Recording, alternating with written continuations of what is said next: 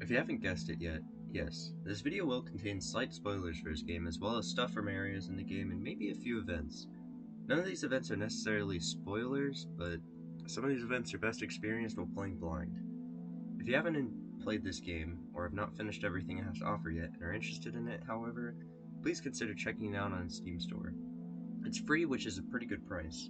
Otherwise, if you're just here because you're interested in learning about this strange yet interesting game, then keep watching and enjoy. YUME NIKKI. A rather strange yet endearing game, with a lot of depth despite it being a literal RPG Maker based walking simulator. This game has plagued my mind for the longest time, and I haven't really had an idea on how I should approach it. Should I make a video talking about it? Maybe a gameplay video? An analysis?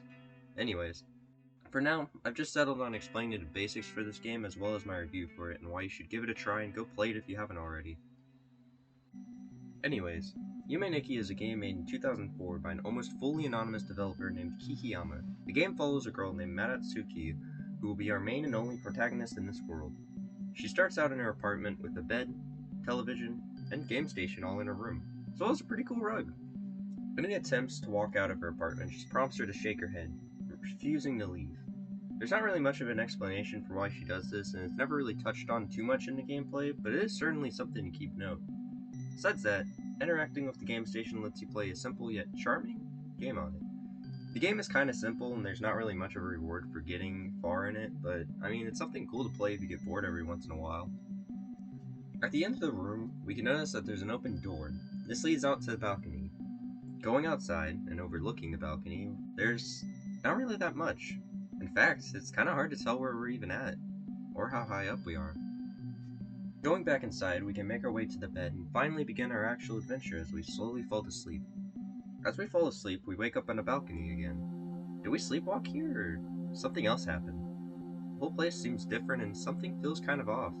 Instead of the usual silence that we've been left alone with, instead there's now an eerie hum, seeming to drone on as we walk around and check out the place. I mean, it's the same apartment and place we know, except the TV's weird, showing an eye which stares back at us. A bit creepy. And the bed doesn't even allow us to sleep. Are we awake, or are we dreaming? Interacting with the door, a question is answered as something new happens and we're taken to a place filled with many doors, each one being unique and different variation from the last. This area and place in the game is called the Nexus, a gateway connecting us to different places in our dream world, and home to pretty much just a bunch of doors. But hey, at least it's something, right? Going over and interacting with the first door to the left of us takes us to a place with a lot of trees, with the floor being a still illustration of an Aztec monkey that moves across the screen over time, repeating itself pretty much infinitely in a loop.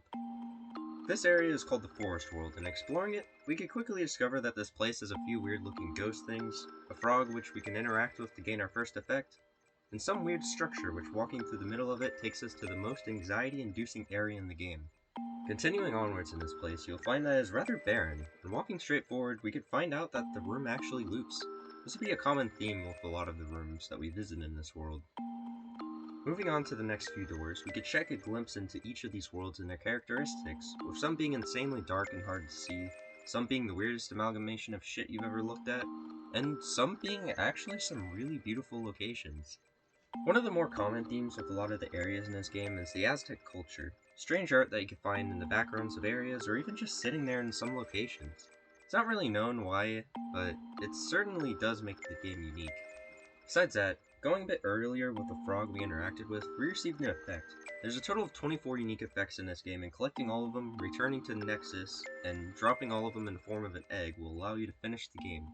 Now, I'm not going to spoil the ending for the game when you collect all the effects, because that's honestly up for you to find for yourself.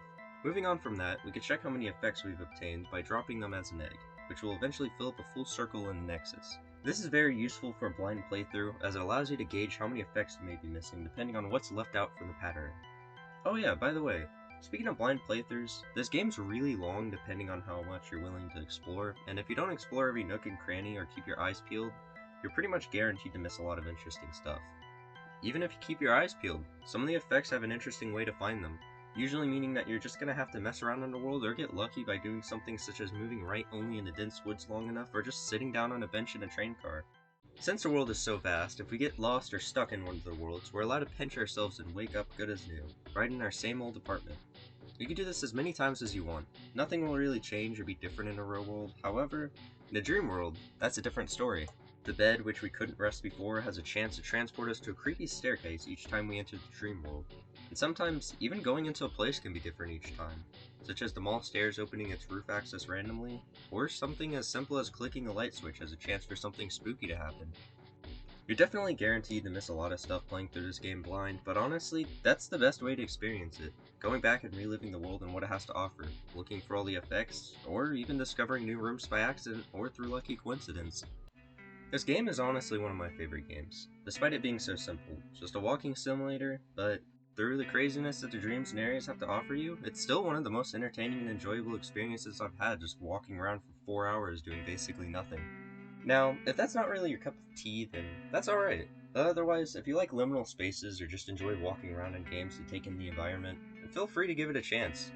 Overall, I'd give the game an 8 out of 10. The world's amazing and really weird, yet cool to explore, and while it can feel like it drags on for a bit, it's still one of those games that is long, yet also short in a sense that leaves you wanting more. As a matter of fact, there is more. Well, not officially more, but there is an unofficial sequel to the game that's one of the largest projects I've ever seen, but I'm not going to go too much into detail about it because that might actually be another video on its own.